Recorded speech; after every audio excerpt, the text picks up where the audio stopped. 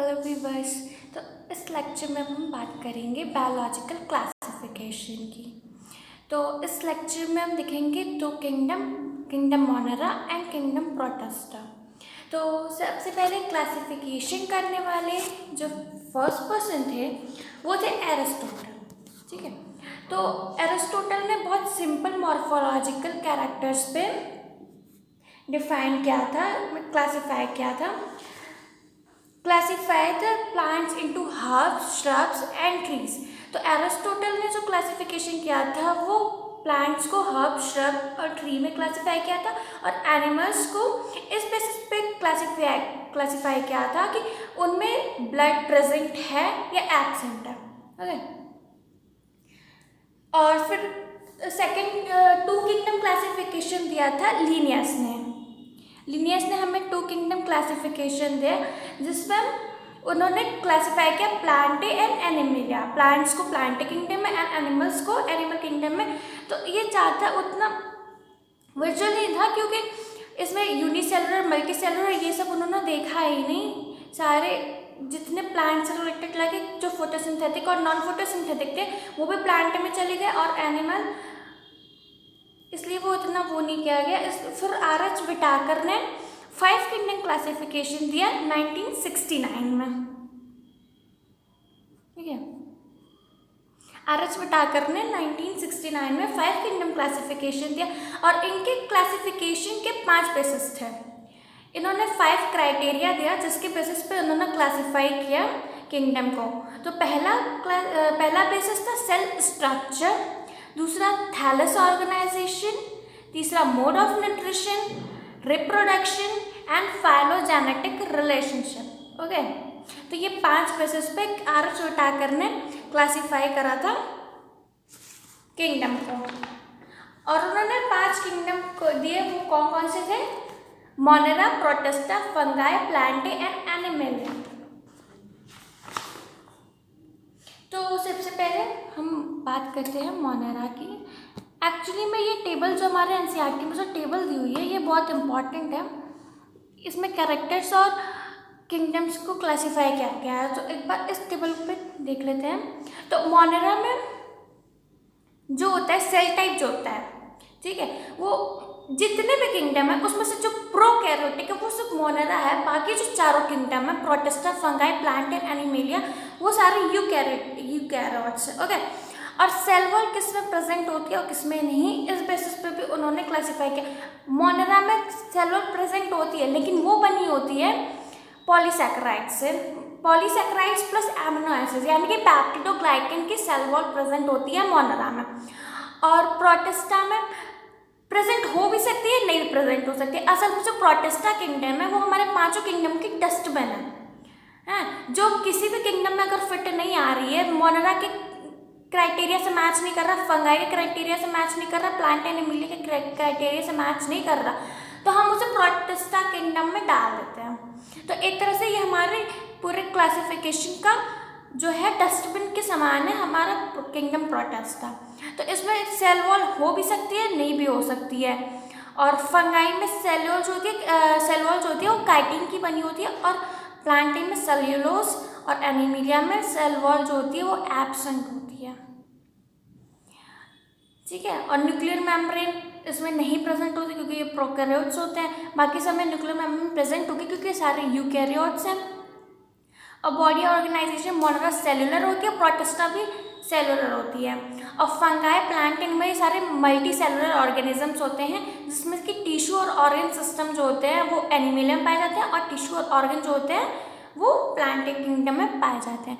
Mode of nutrition जो सबसे vast mode of nutrition देखा जाता है वो होता है मोनेरा में। वो हर तरह के न्यूट्रिशन के लिए कैपेबल होते हैं। किंगडम मोनेरा के जो ऑर्गेनिजम्स होते हैं यानी कि बैक्टीरिया जो होते हैं वो चारों तरह के न्यूट्रिशन के लिए कैपेबल होते हैं। और प्रोटिस्टा में ऑटोट्रॉपिक हो सकते हैं, फोटोसिंथेटिक हो सकते हैं, और हेटेरोट्रॉपिक भी हो सकते हैं।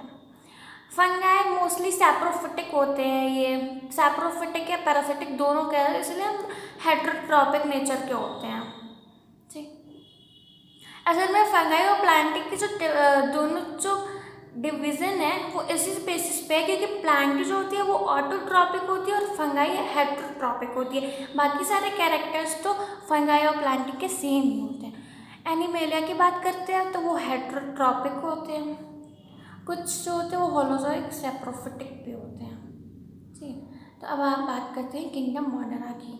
ठीक, तो बैक्टीरिया जो होते हैं इनके सोल मेंबर्स होते हैं। असल में जितने बैक्टीरिया होते हैं वो किंगडम मोनेरा में पाए जाते हैं। किंगडम मोनेरा भी दो पार्ट्स में क्लासिफाई किया जाता है, एक होते हैं आर्की बैक्टीरिया और दूसरे होते हैं यू बैक्टीरिया। यू बैक्टीरिया जो होते हैं वो हमारे ट्रू बैक्टीरिया होते हैं। तो मोनेरा जो होते हैं वो प्रोकैरियोटिक होते हैं। फर्स्ट क्राइटेरिया जो होता है वो प्रोकैरियोटिक होता है और सेलुलर बॉडी ऑर्गेनाइजेशन होती है किंगडम मोनेरा में। नॉन सेलुलोजिक सेल वॉल होती है, यानी कि पेप्टोग्लाइकेन से बनी होती है। जो सेल वॉल जो होती है वो पॉलीसेक्राइड्स और एमिनो एसिड्स, जिसे हम बोल सकते हैं पेप्टोग्लाइकेन की सेल वॉल होती है। और हाईएस्ट डाइवर्सिटी देखी जाती है मोड ऑफ न्यूट्रिशन में, सैप्रोफिटिक, हेटेरोट्रॉपिक, ऑटोट्रॉपिक सब हो सकते हैं ये। ठीक है, वास्ट मोड होता है इनका न्यूट्रिशन में। ठीक, अब बैक्टीरिया जो होते हैं वो चार बेसिस पे, चार पार्ट्स में क्लासिफाई करे गए हैं मोस्टली।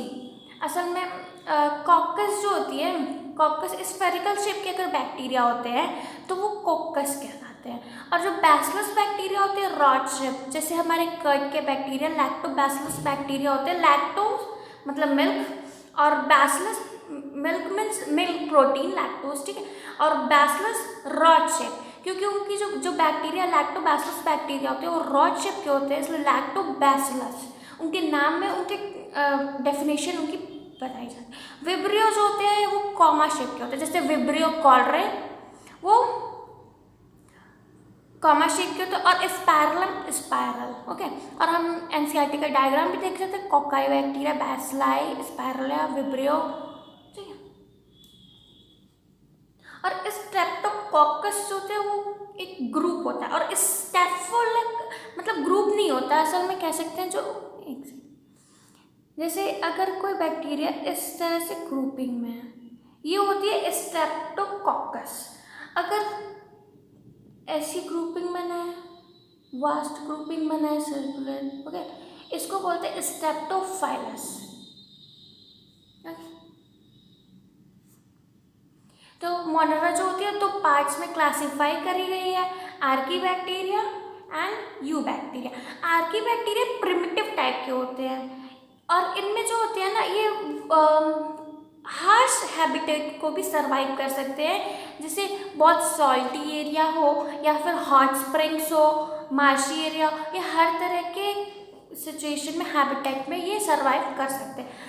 इनके सरवाइव करने का जो मेन कारण होता है वो होता है इनके सेल वॉल। इनकी सेल वॉल इस तरह से डिज़ाइन होती है, मतलब इनकी सेल वॉल ऐसी कंपोनेंट होती है जैसे ये हर तरह के हार्श हैबिटेट्स में सरवाइव कर सकते हैं।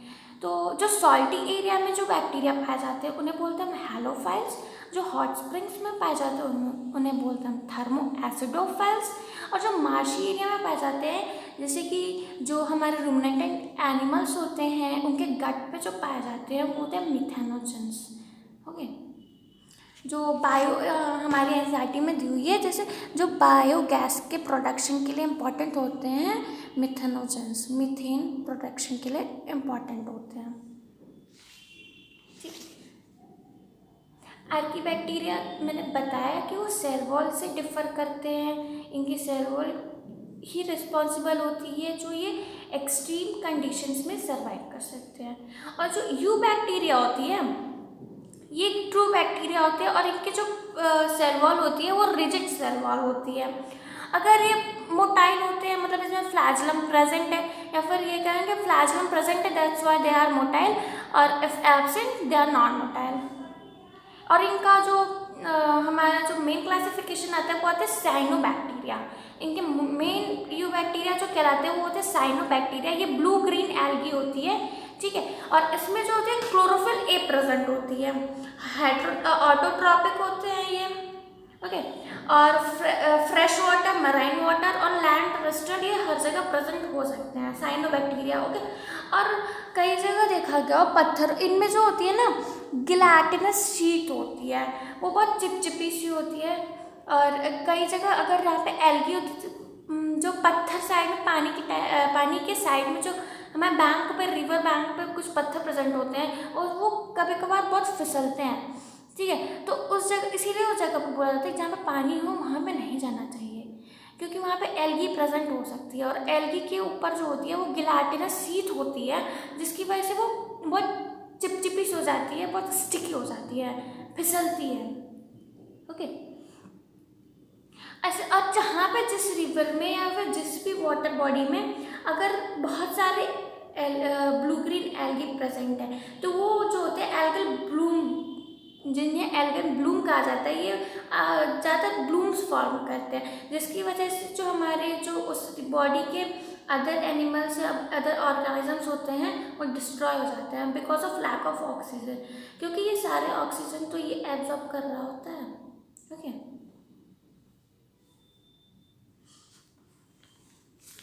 मतलब कि उन ऑर्गेनिजम्स पे उतना एनफ ऑक्सीजन जा नहीं पाता है, क्योंकि सरफेस पे तो ये पूरा फैल गए होते हैं, तो इस वजह से सनलाइट और ऑक्सीजन उन ऑर्गेनिजम्स तक नहीं पहुंच पाता है, जिस वजह से उनकी डेथ हो जाती है।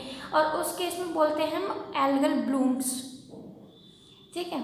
और कीमोसिंथेटिक ऑटोट्रॉपिक बैक्टीरिया ये क्या करते हैं, जैसे कुछ नाइट्रेट्स अमोनिया को ऑक्सीडाइज करते हैं, कुछ इनऑर्गेनिक सब्सटेंसेस को ऑक्सीडाइज करते हैं, और फिर वो जो एनर्जी रिलीज होती है उससे अपना एटीपी प्रोडक्शन में हेल्प करता है। ओके, ठीक है। और कुछ साइनोबैक्टीरिया जो होते हैं वो एटमॉस्फेरिक नाइट्रोजन को भी फिक्स कर सकते हैं, और उनमें जो होती है वो हेट्रोसिस्ट प्रेजेंट होती है। हम इस डायग्राम में दे सकते हैं हेट्रोसिस्ट, ठीक है। ये हमारा नॉस्टॉक का डायग्राम है। तो जैसे नॉस्टॉक हो गया, एनाबीना हो गया, ये नाइट्रोजन फिक्सेशन में भी हेल्प कर सकते हैं। इनके पास जो स्पेशलाइज सेल होती है जिनको बोलते हैं हेट्रोसिस्ट, इसकी वजह से ही ये वो नाइट्रोजन फिक्स कर सकते हैं। और हम देख सकते हैं जो म्यूसिलेजिनस सीथ जो होती है, जो जिसकी वजह से एल्गी जो होती है स्टिकी हो जाती है, फिसलती है, ठीक है। और बैक्टीरिया जो होते हैं वो न्यूट्रिएंट साइक्लिंग में बहुत इंपॉर्टेंट रोल प्ले करते हैं। हेट्रोट्रॉपिक बैक्टीरिया जो होते हैं वो नेचर में सबसे अबंडेंट होते हैं। हेट्रोट्रॉपिक बैक्टीरिया जो होते हैं वो नेचर में सबसे अबंडेंट होते हैं, और मेजॉरिटी जो होती है वो डिकम्पोजर्स होते हैं, ठीक है। और ये ह्यूमन लाइफ में भी बहुत इंपॉर्टेंट रोल प्ले करता है, जैसे कि एंटीबायोटिक्स प्रोडक्शन में, नाइट्रोजन फिक्सेशन में, और कर्ड मिल्क से कर्ड बनाना, इन सब प्रोडक्शंस में बैक्टीरिया जो होता है बहुत इंपॉर्टेंट रोल प्ले करता है, और कहीं ना कहीं ये हमें नुकसान भी पहुंचाता है, जैसे vibrio cholera cholerae, typhoid, tetanus, citrus canker, ये सब जो होती हैं बीमारियां, ये सब भी हेट्रोट्रॉपिक बैक्टीरिया फैलाते हैं, हमें नुकसान करते हैं। बैक्टीरिया जो होते हैं वो मोस्टली फिजन से रिप्रोड्यूस करते हैं, लेकिन जब अनफेवरेबल कंडीशंस होती है तो ये स्पोर फॉर्मेशन करता है, और कुछ स्पोर्स जो होते हैं ना वो रेजिस्टेंट होते हैं, ठीक है, बहुत रेजिस्टेंट भी होते हैं। जैसे पानी, हम बोलते हैं पानी गर्म करने से हो बैक्टीरिया सारे मर जाते हैं, लेकिन अगर वो स्पोर फॉर्म में हुआ तो वो नहीं होगा और बहुत भारी नुकसान भी पहुंचा सकता है वो इंसान को, ठीक है। और माइक्रोप्लाज्मा जो होती है वो उसमें सेल वॉल नहीं होती है, ठीक है। और सबसे स्मॉलेस्ट सेल जो कहा जाता है पूरी बायोस्फीयर पर वो होती है माइक्रोप्लाज्मा, ओके। और ये बिना ऑक्सीजन के भी सर्वाइव कर सकते हैं, और ये पैथोजेनिक भी होते हैं प्लांट्स और एनिमल के लिए। अब हमारा दूसरा किंगडम है वो है प्रोटिस्टा, ठीक है। जैसे बताया मैंने वो डस्टबिन है, इसकी कोई स्पेशल बाउंड्री भी नहीं है, वेल डिफाइंड बाउंड्री नहीं है, ठीक। और इसमें सेल वॉल प्रेजेंट हो सकती है, एब्सेंट भी हो सकती है। मेन कैरेक्टर जो इसका है ये यूनिसेलुलर यूकैरियोट्स होते हैं। ये होते तो यूनिसेलुलर है लेकिन ये यूकैरियोट्स होते हैं। ऑटोट्रॉपिक और हेट्रोट्रॉपिक भी हो सकते हैं, और इनकी बॉडी ऑर्गेनाइजेशन भी सेलुलर है, ठीक है। और ये सारे यूकैरियोट्स होते हैं। Members of Protista are primarily aquatic, primarily not all but primarily they are aquatic, forms a link with the other dealing with plants, animals and fungi. It's like a dustbin, जिसमें अगर हम कोई भी जो organism होता है चारों criteria को नहीं कर पाता है, क्वालिफाई नहीं कर पाता है, उसे हम किंगडम प्रोटिस्टा में डाल देते हैं। इनके जो इंपॉर्टेंट प्रोटिस्टा क्लासिफिकेशन है वो हमारे क्राइसोफाइट्स, डायनोफ्लाइसलेट्स, यूक्लिनॉइड्स, स्लाइम मोल्ड्स एंड प्रोटोजोआन्स। ठीक है, तो बात करते हैं हम क्राइसोफाइट्स की। ठीक, इनमें जो मेजर होते हैं वो डायटम्स ऑफ गोल्डन एल्गे जिन्हें हम डेस्मिड्स भी कह सकते हैं, वो होते हैं। इनमें जो सेल वॉल होती है ना वो ओवरलैपिंग शेल, दो ओवरलैपिंग शेल्स होती हैं जो एक सोप बॉक्स की तरह एक साथ फिक्स हो जाती हैं और ये सिलिका की बनी होती हैं। ठीक है, the walls are embedded with silica so the wall is indestructible. ठीक है, डायटमेशियस अर्थ किसे कहते हैं, जहाँ पे ना डायटम्स जो होती हैं ज़्यादा पाई जाती हैं और अर्थ पे सॉइल में, उसे बोलते हैं हम डायटमेशियस अर्थ। ठीक है, और ये जो होती हैं वो polishing, filtration of oils and syrups में जो होती हैं बहुत इंपॉर्टेंट रोल प्ले करती हैं। ठीक है, डायनोफ्लाइसलाइट्स हमारा जो नेक्स्ट क्लासिफिकेशन उसे बोलते हैं हम डायनोफ्लाइसलाइट्स। ठीक है, ये मोस्टली मराइन होती हैं और फोटोसिंथेटिक होती हैं और इनमें दो फ्लैजला होता है। जो दो फ्लैजला होता है ना, एक ट्रांसवर्स होता है और एक लॉन्गिट्यूडिनल होता है।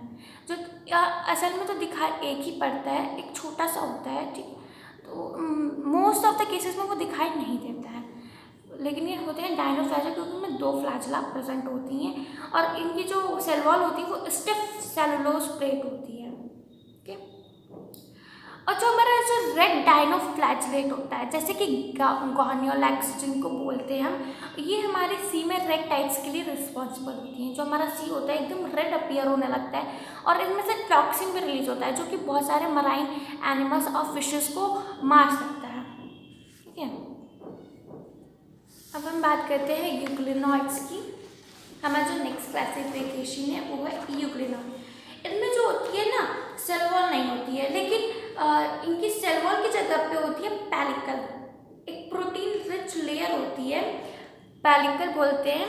ठीक है, वो प्रेजेंट होती है।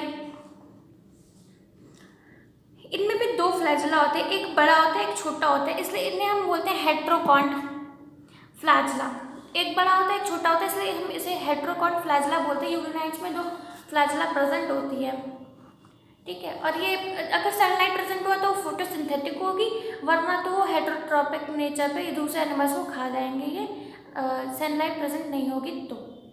और ये जो होते हैं ना एनिमल किंगडम और प्लांट किंगडम के बीच के कनेक्टिंग लिंक माने जाते हैं। यूक्लिनॉइड्स जो होते हैं हमारे एनिमल किंगडम प्लांट किंगडम के कनेक्टिंग लिंक्स माने जाते हैं, इसीलिए ये कहीं और फिक्स नहीं हो पाए। दोनों क्राइटेरिया एनिमल्स क्राइटेरिया को फुलफिल करते हैं ना प्लांट्स की, that's why they are put in protestants. Okay, और इनके जो फोटोसिंथेटिक पिगमेंट्स होते हैं ना वो एकदम सिमिलर होते हैं, जो हायर प्लांट्स होते हैं वो उसके एकदम सिमिलर होते हैं, इसीलिए इन्हें कनेक्टिंग लिंक माना जाता है। तो बात करते हैं स्लाइम मोल्ड्स की। ठीक है, ये सैप्रोफिटिक प्रोटिस्टा होती है। ठीक है, ये एक जब सुटेबल कंडीशन मिलता है ना तो ये एक एग्रीगेशन फॉर्म करता है जिसे हम बोलते हैं प्लाज्मोडियम। अब प्लाज्मोडियम बहुत तेज़ी से ग्रो करता है, बहुत तेज़ी से ग्रो करता है, बहुत सेवरल फीट्स तक ग्रो करता है। और ये क्या होते हैं, डिकम्पोजर्स होते हैं ये। ठीक है, जैसे हम बोलते हैं ना कि हमारे अर्थ को साफ रखने के लिए, जो हमारा क्लीनिंग के लिए जो होता है, अर्थ को क्लीन करने के लिए असल में वो फंगाई होता है। और सेकंड नंबर पर माना जाता है स्लाइमोस जो होते हैं, वो होते हैं हमारे अर्थ को साफ रखने में बहुत इंपॉर्टेंट रोल प्ले करते हैं। ठीक, और अनफेवरेबल कंडीशंस में जो होते हैं प्लाज्मोडियम डिफ्रेंशिएट करके फ्रूटिंग बॉडीज़ फॉर्म करते हैं। स्पोर्स होते हैं उस पर, टिप्स पे स्पोर्स होते हैं, वैसी फ्रूटिंग बॉडीज़ फॉर्म करते हैं ये अनफेवरेबल कंडीशंस में। ठीक है, और वो बहुत एक्सट्रीमली रेजिस्टेंट होते हैं, जैसे मैं बताया वो एक्सट्रीमली रेजिस्टेंट होते हैं। ओके, और इनके स्पोर्स जो होते हैं वो ट्रू वॉल्स होते हैं उसमें, और जो स्पोर्स होते हैं वो डिस्पर्स्ड हो सकते हैं एयर करेंट्स के थ्रू। मैं जो लास्ट है इस किंगडम का वो होता है प्रोटोजोआ। प्रोटोजोआ जो होता है ये हेटेरोट्रॉप्स होते हैं, सारे प्रोटोजोआ जो होते हैं हेटेरोट्रॉप्स होते हैं और वो प्रीडेटर्स और पैरासाइट्स के फॉर्म में रहते हैं, ठीक है। और ये इन प्रोटोजोआ को असल में ना माना जाता है जैसे वो एनिमल्स के प्रिमिटिव रिलेटिव्स होते हैं, ऐसा माना जाता है।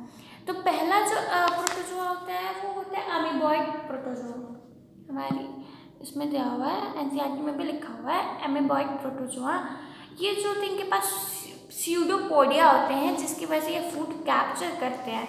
ये मोस्टली मराइन प्रोटोजोआस होते हैं और इनके भी वॉल में ना सिलिका पाई जाती है।